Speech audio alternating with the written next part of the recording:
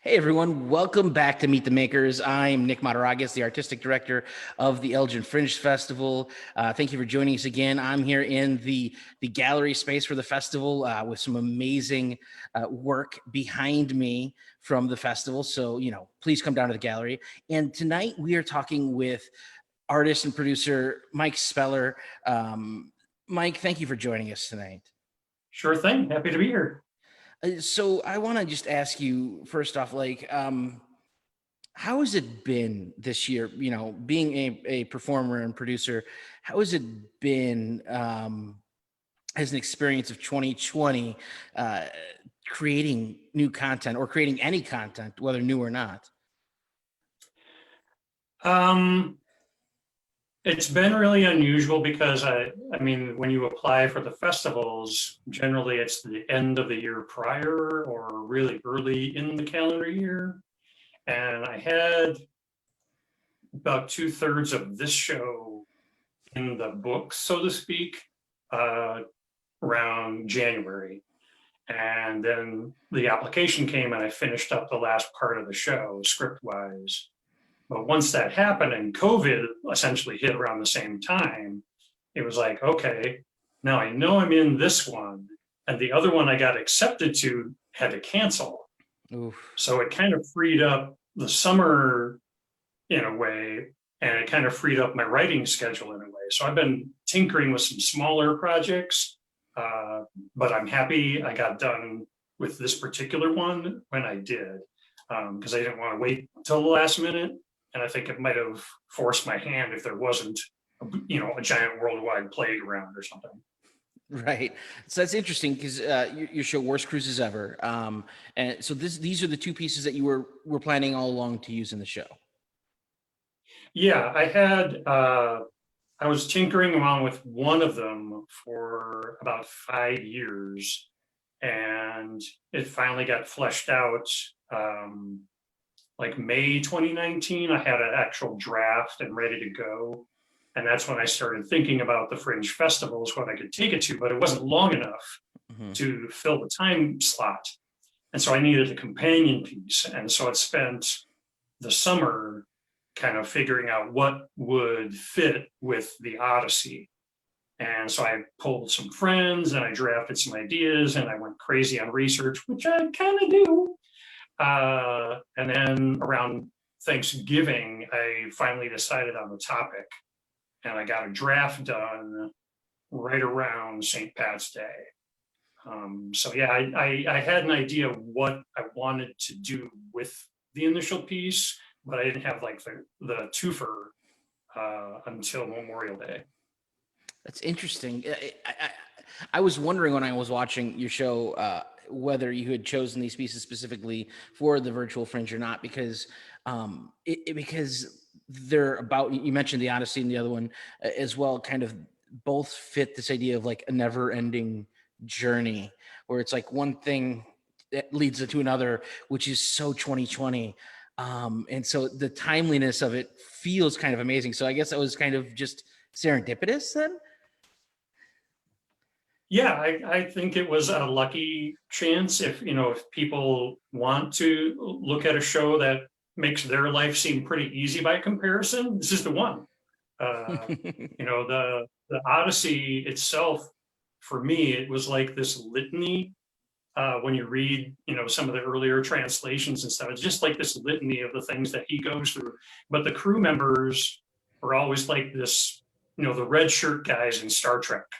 It's like, okay, we know he's going to die. Just when is the betting pool. And so that was kind of the spin I wanted to put on that.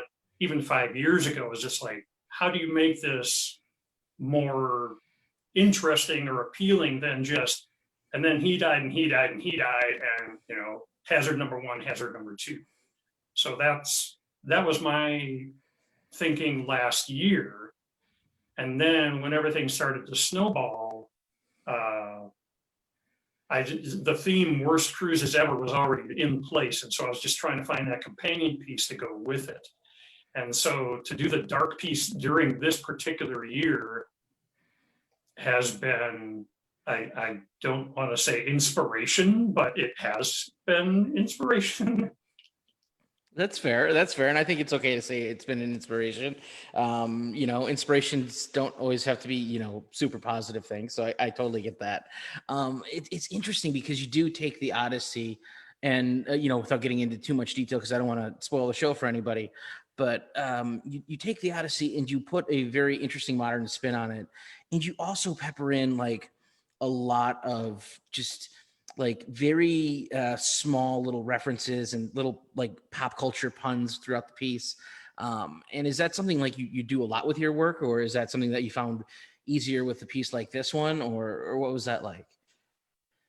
Um, the two things that this gave me a vehicle to do is, number one is to let my alliteration fetish go nuts. Because I was in competitive speech back in college, and I'm kind of a part-time professional storyteller as well. And so I like to use that verbal device when I can, but it's not as widespread and just heavy-handed as it is in this one. I think it didn't, for me at least, it didn't sidetrack so much as it lent again something to the monotony of the obstacles and the casualties. And as far as the pop culture stuff, yeah, that was my thing 4 years ago. I don't know if there's any McSweeney's fans out there. I actually submitted this as an imagined monologue to McSweeney's, which is the online kind of satire place, as Odysseus has to go to accounting and deal with an audit about his last business trip. And so there were a lot of the pop culture stuff in there, but it just wasn't as fleshed out as the show is. And so as I got more behind it, I really did want to have the crew members have some kind of personality. And rather than try to portray 79 different people, from my character repertoire, I just do snippets and pop when I can, from cartoons, from animated features, from old 80s movies, whatever I can do to give it more life. I'm a big history buff, and to make it history palatable is a victory for me, and I hope it makes it palatable for the audience too. I think that's a great way to put it. And it is very interesting because you take these, crew members and you kind of pepper them in with little bits of personality here and there and using those references, but they're references that give us archetypes for what those little mini characters are. And it adds to that, like it deepens that idea of the red shirt just a little bit. Using your reference earlier, but also it's this idea of they are his crew. They're the people he knows, so to speak. And it also actually harkens back, because I've read the Odyssey, and I think everyone should, because it's a great tale. But it's like you read it and you sit there and you go, why is this person who is known to be super wise have some of the dumbest crew members on the planet Earth? And it's like he's got to be shaking his head, and I think you get a little bit of that in the way you represent the story. Yeah, I'm baffled by that too. It's like, here's the guy who's probably the founder of Mensa once upon a time, and then for his crew he's got a bunch of landlubber temps who have addiction problems, and it's like, what are you doing? It's kind of amazing. And so you've got this, and that's your longer piece in the show, but you have this shorter piece to start with that is considerably more dramatic, more heavy, based on another kind of classic piece of lore in the Flying Dutchman. How did you kind of decide to focus on that piece of lore specifically? Well, I've done fringes before, and this was a chance for me to kind of get away from my trend. The last 3 one-man shows I've done have all been classic Gothic horror literature. So like from the era 1850 to like 1900 or so, H.P. Lovecraft, Poe, M.R. James, and a lot of those guys. And so I've done collections or anthologies basically on stage of those things. And I thought, if I'm going darker, I do want to kind of challenge myself. And so at first I was thinking, let's have more monsters. And to complement the Odyssey, it just seemed maybe I gotta do something very different. So I pulled my friends and I said, what would you want to see with the theme sea-going troubles? Would you want to see monsters, or are some myths that you're familiar with or not familiar enough to check out? So Moby Dick was referenced to me because they kind of knew my penchant for the history in that era. And the sea serpents, I was kind of toying with the idea of, what is the first sea serpent? Where did it come from? Or what was the last mermaid sighting and what were they thinking? But then somebody suggested the Flying Dutchman.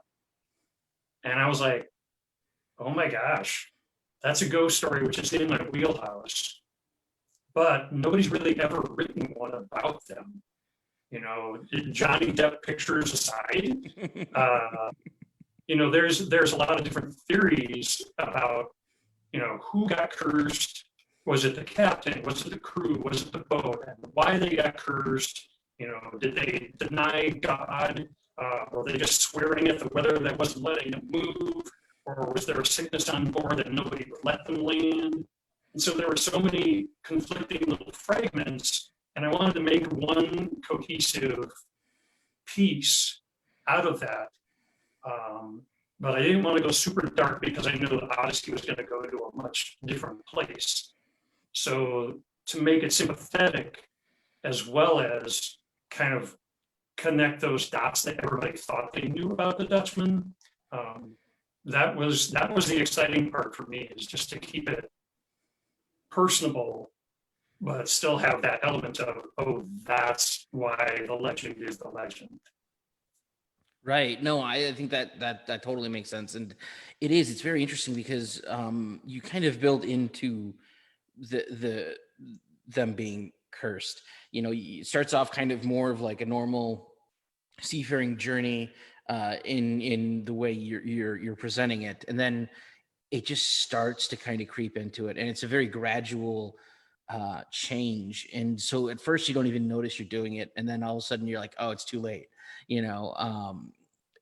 And so I think that's really interesting, and it does create that sense of dread, and once again, very kind of timely for what we're all going through right now in 2020, which is kind of an amazing thing to think about.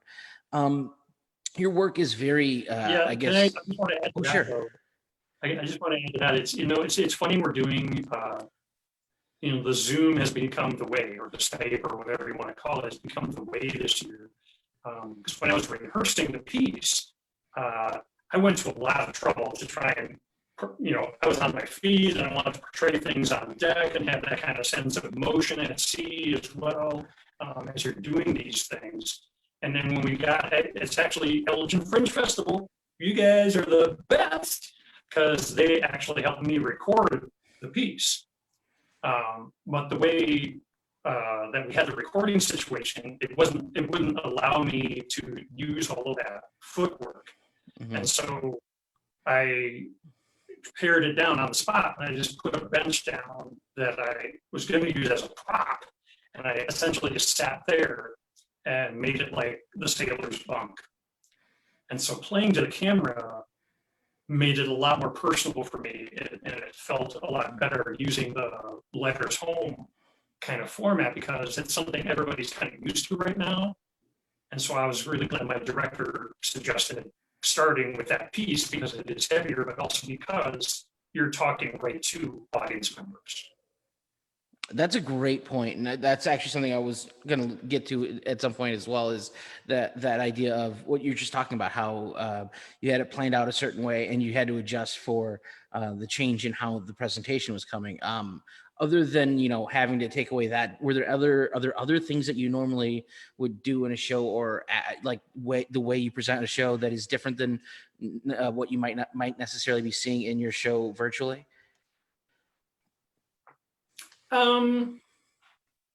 Maybe with the Odyssey piece, because there perfect world planner, the guy on paper says, 79 pages of these are the illustrations and graphics I want behind me while I'm doing things. But, at the time, I just kind of said, let's keep it simple. Let's not put projections and things into this.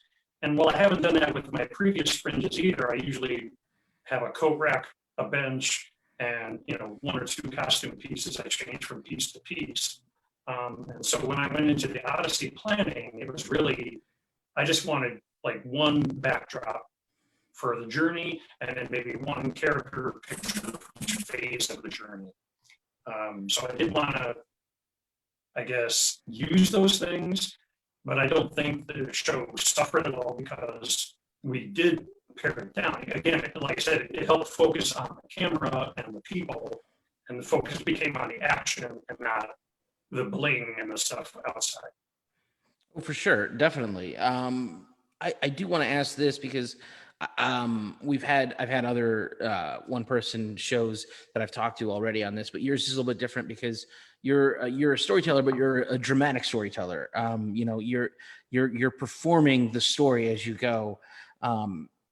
And so I'm just kind of curious about the background of that, like your performance background, or how long you've been doing storytelling, and if it's always been solo, or if you've been, if you've been a performer in an ensemble or anything like that.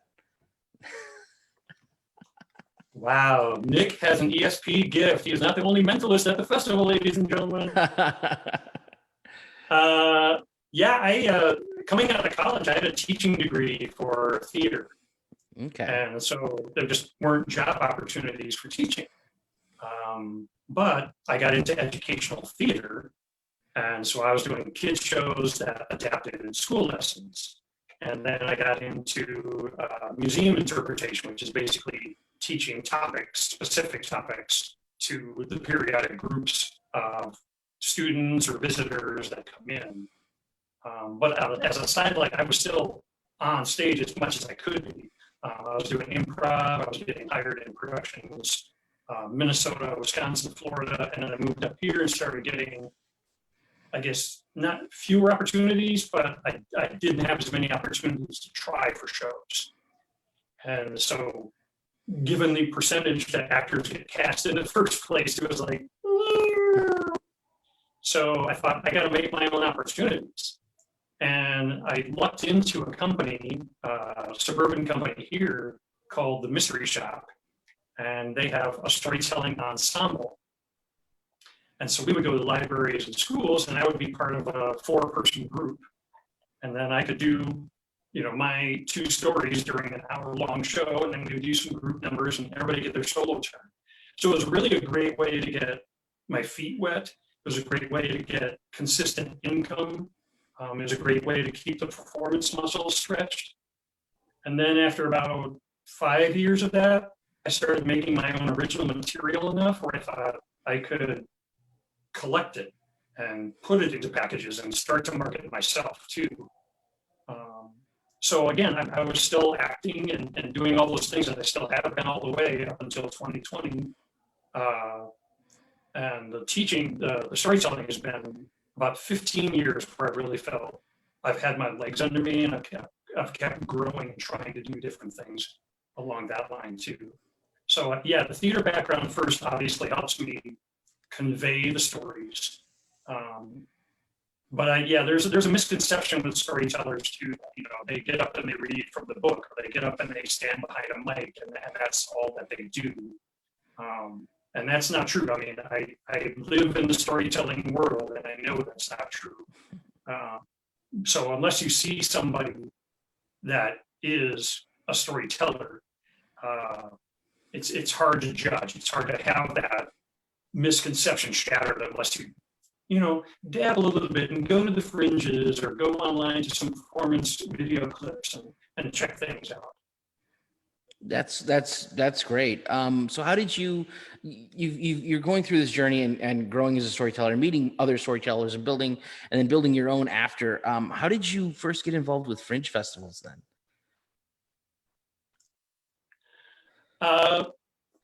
It's the right place, right time. I was working for Disney and Nickelodeon down in Florida in the early 90s, and the Orlando Fringe Festival was just getting underway. And because it's a small town and all the artists kind of congregate or, crossbreed, if you want to put it that way, they were looking for volunteers in their first or second year. And so I volunteered to be an usher, and I saw what they were doing.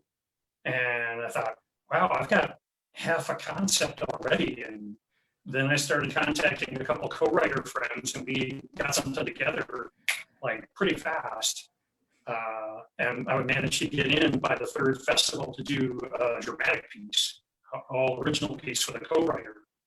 And that scratched the itch. But it was also the year right before I moved up here.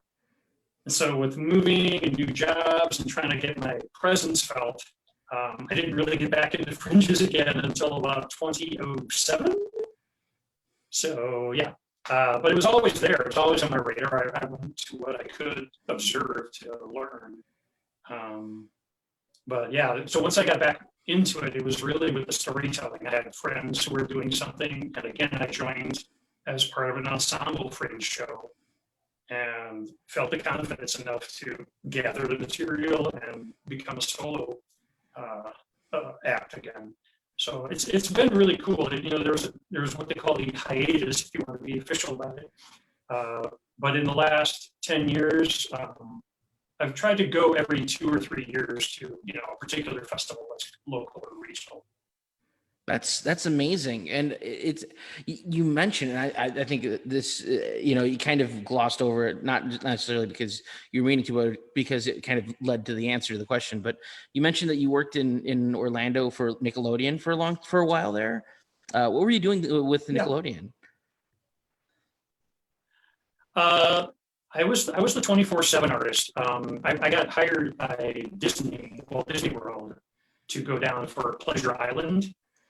So for those of you who might be less than 20 years old, it might be a foreign concept, but it was kind of the adult entertainment gathering place. I went in the same year roughly as MGM Studios.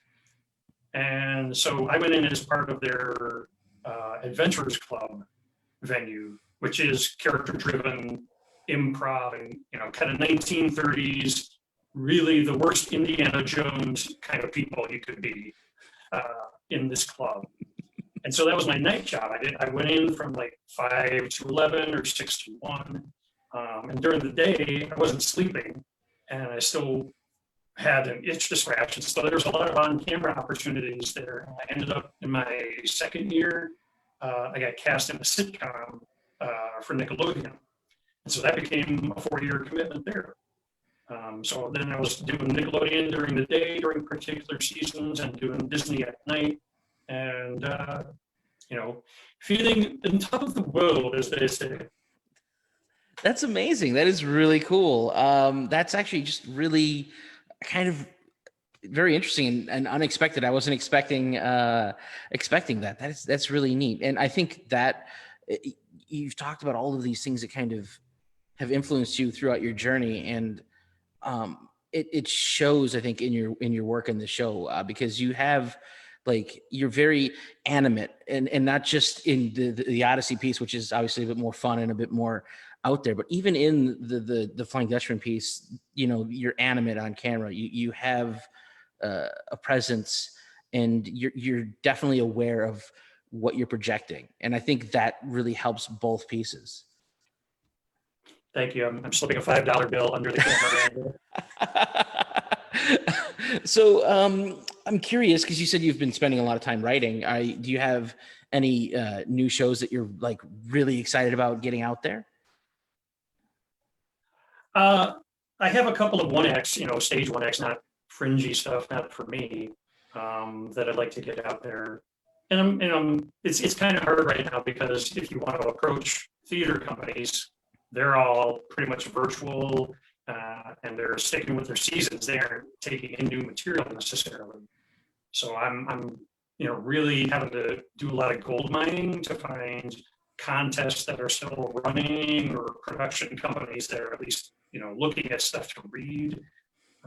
So those two, one I had worked out last summer, and the other one I just kind of finished up this last spring. So I was kind of simul writing this and the market project that I was doing. But yeah, I mean, once Fringes get back, I'm not saying if, I'm saying when, I have a couple other projects. One is a solo thing, another gothic horror collection that I haven't done yet. And the other is actually a group ensemble, and I've seen a couple of acts during this festival with some people that I'd like to knock on their doors about, but can talk about that later. Sure, that's cool. That's awesome. Yeah, just from seeing what you've put out with this, I think you have you know a good voice for Fringe and for pieces like that. And I think it's interesting. You talk about you a lot of what you've done has been through like gothic horror, like Lovecraft and stuff like that. And then you've working with obviously based on Homer and then the Flying Dutchman. Does a lot of your work revolve around kind of classics or like tales from the past, or do you like? And then that's just, yeah, I mean, I don't know. Wow, that was a rambling question, sorry. No, yeah, the three shows that I did before, I was at Minnesota Fringe, and I did a collection of the Gothic pieces, and they were just adaptations, not original spins or anything like that. Anything that's in the public domain from that era, well, everything pretty much before 1910. So I was gathering 4 or 5 stories for that. The second one, I just made a different combination for different stories for that. And then KC, Kansas City, a couple of years ago, I did my adaptation of The Wendigo. So that was kind of my first novella. That was a full-length Fringe show that I had to do. So it's been, as far as my part-time income, my part-time gigs, it's a part of my repertoire, but I also do, spooky folk tales that are out there. I'll handle legends. I'll do, real nonfiction kind of spook stuff too. Because when you're telling to adults, there's only so much, kid stuff or PG that they want to hear. They want to hear something that hits home in their haunted house, or hits home because they were camping once too, or something like that. So yeah, it's a passion, but it's not 100% of my repertoire. Cool. I think that's great. I was just curious because you were very good at doing that in this show, and so it was something I was curious about. But that's really cool that you do. Obviously it's always good to have kind of a larger repertoire, but that's awesome that you do that. And I think it's interesting you mentioned keeping the adult, finding things to keep adults engaged, even though even in a PG environment, because I think your show is fairly accommodating to people of all ages. But it definitely is still something that there are moments within it where you're kind of you kind of edge towards like a wink wink nudge nudge kind of thing, where you're like, but we know what's really going on, which I think helps keep the adults engaged for sure. Yeah, because when you label a show, like Fringe asks you to label your show, because who's going to come in your door? Mm-hmm. And for me, I always have to kind of say mature content, and it's not because it's gory horror stuff, and it's not because there's profanity in it. It's just that some of the language is, because it's early 1900s and late 1800s. It's multi-syllable stuff that kind of would skyrocket over elementary school kids' heads. But the humor, I think, is universal. I think the humor applies to every age, and the general emotions apply to every age. It's just, are they going to stay with you attentive if the language isn't accommodating to them? So I try to do that with the adaptations, and also the humor too. I got to keep it safe for the people that may be too prim and proper, no matter what age there is. That's a fair point. People have different levels of comfort when it comes to certain things, and I think Yeah, I've got some red words in the script that are in parentheses, and so I'll pull those out for the blue shows, but not for this. That's awesome. That is great that you have like an audible for when a show can go a little bit more adult. That is amazing to think about. Well, I have to say, Worst Cruises Ever is such a fun show. Really great adaptations of some classic ideas and stories. and really well presented. Do you have like any social media or website that you'd like to share for people to get more information on you? I was thinking of putting up a flashcard, but I can just tell you it's so my Twitter handle is at spell storytell, and I have a page, a web page where you can get to video clips and kind of get a gist of all the other stuff that I do that is non-fringe, and that's at storytelling.org. And then just look up me in the directory for tellers. Awesome. Well, thank you so much, Mike, for joining us. Once again, Mike Speller's show, Worst Cruises Ever, is available as part of the virtual Elgin Fringe Festival up through October 4th. It's only $5 to see. Check it out. And if you really enjoy Fringe, you can check out the entire festival for just $50. That's right, 15 shows, $50. It's a great deal. Also, come down to the gallery in Elgin if you're down here on Friday, Saturday, and Sunday. It's open on Friday, Saturdays, and Sundays to see the amazing art that's part of the festival as well. Thank you once again, Mike. This has been a great conversation. Thank you, Nick. And then thank you all for watching. Next time, we'll be here again tomorrow night at 7:30 with Amanda Davila. Thank you so much.